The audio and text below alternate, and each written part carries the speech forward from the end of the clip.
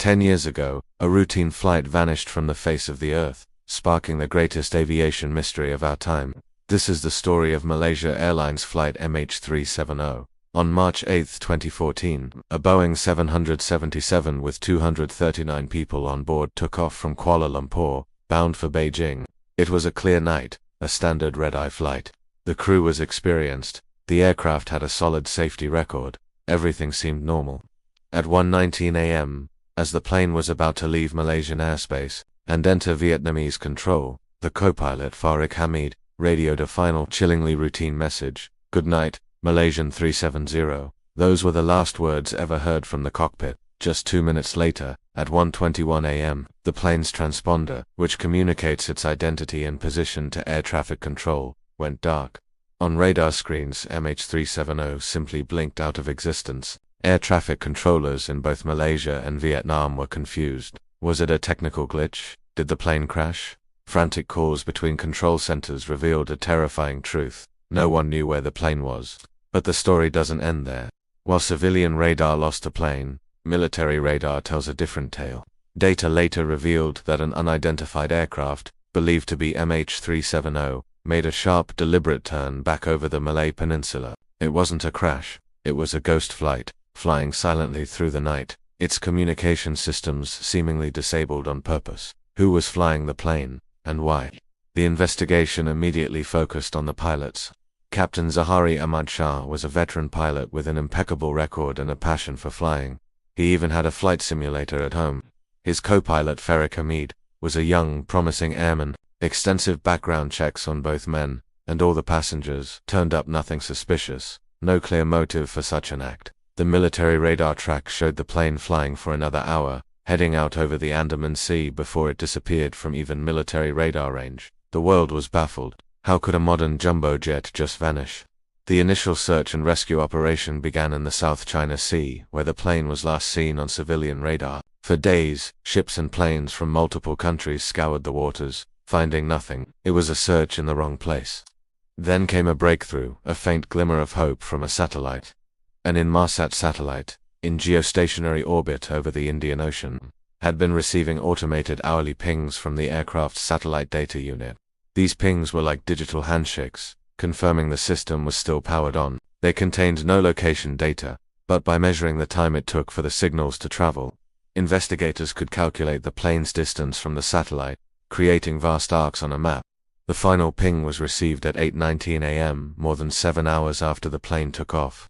This meant MH370 had continued flying for hours after it vanished, eventually running out of fuel. By analyzing these arcs, investigators determined two possible flight paths: a northern corridor over Asia, or a southern corridor over the remote southern Indian Ocean.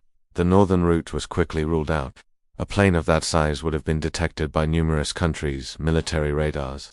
That left only one terrifying possibility: MH370 had flown south, to one of the most desolate and uncharted parts of our planet. A new search began, this time in the vast, deep, and treacherous waters of the southern Indian Ocean, thousands of kilometers southwest of Australia. This became the largest and most expensive search in aviation history. For nearly 3 years, crews used sophisticated underwater drones and sonar equipment to scan a 120,000 square kilometer area of the seabed. The conditions were brutal. The ocean floor was mountainous, and the depths reached over 4 kilometers. Despite this monumental effort, the main wreckage was never found. The official search was suspended in January 2017, but pieces of the puzzle began to wash ashore. In July 2015, a piece of an aircraft wing called a flaperon was found on Reunion Island, off the coast of Africa. It was confirmed to be from MH370. Since then, over 20 other pieces of debris, either confirmed or highly likely to be from the missing plane, have been found on the shores of Africa and islands in the Indian Ocean. Ocean current models supported the theory that the plane went down in the southern Indian Ocean and its debris drifted for months or years. These fragments proved the plane met a tragic end. But they couldn't answer the core questions. Why did it divert from its course? And what happened inside that cockpit? Theories abound. Was it a deliberate act by one of the pilots, a mass murder-suicide? The flight simulator at Captain Zahari's home showed a plotted course into the southern Indian Ocean, eerily similar to the plane's presumed final path. But the FBI found no evidence of a definitive plan. Could it have been a hijacking? No group has ever claimed responsibility, and a remote hijacking seems unlikely with the 777's systems. What about a catastrophic event on board, like a fire or sudden depressurization that incapacitated the crew? Some experts suggest this could explain the silence and the erratic flight path, with the plane flying on autopilot until it ran out of fuel.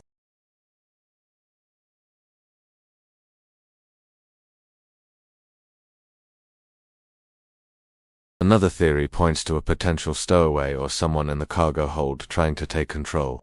But again, there's no evidence. The plane's cargo included a large shipment of mangosteens and lithium-ion batteries, which led to fire theories. But the location of the fire wouldn't easily explain the sequence of events. In 2018, a private company, Ocean Infinity, launched a new, no-find, no-fee search, using more advanced technology. They scanned another vast area of the ocean floor, focusing just north of the original search zone, based on new drift analysis.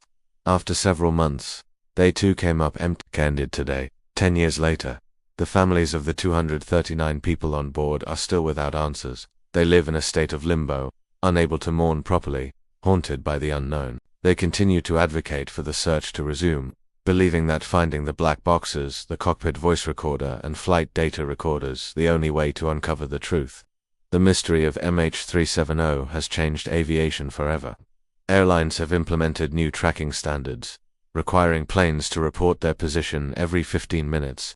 Future aircraft will have tamper-proof systems and black boxes that can be ejected upon impact, making them easier to find. But for Flight MH370, the story remains an open wound. It's a chilling reminder that in our high-tech world, a 200-foot-long airliner can still disappear without a trace. The truth lies somewhere at the bottom of the Indian Ocean, waiting to be discovered. The search for answers continues, driven by the hope that one day, we will finally know what happened on that fateful night. Thank you for watching. If you found this documentary informative, please like, share, and subscribe for more deep dives into the world's greatest mysteries.